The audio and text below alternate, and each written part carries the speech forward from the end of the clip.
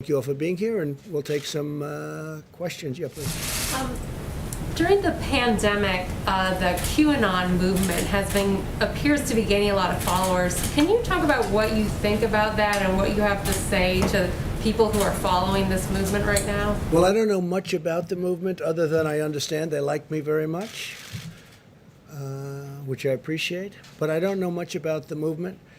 I have heard that it is gaining in popularity, and from what I've heard, these are people that when they watch the streets of Portland, when they watch what happened in New York City in just the last 6 or 7 months, but this was starting even 4 years ago when I came here, almost 4 years, can you believe it? These are people that don't like seeing what's going on in places like Portland and places like Chicago and New York and other cities and states.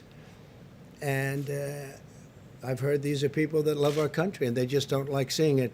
So I don't know really anything about it other than they do supposedly like me, and they also would like to see problems in these areas, like especially the areas that we're talking about, go away, because there's no reason the Democrats can't run a city.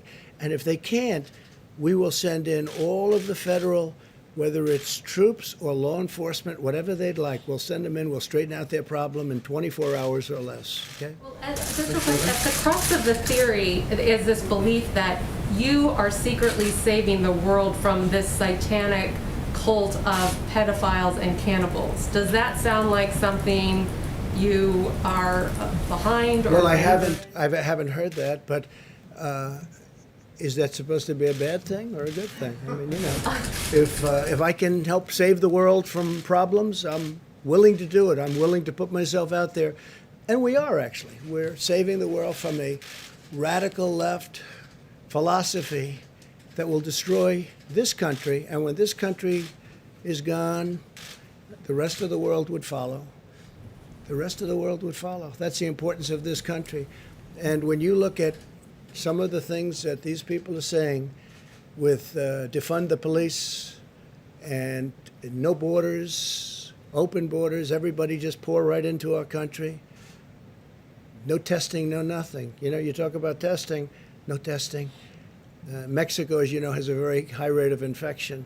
The wall is now going to be next week 300 miles long.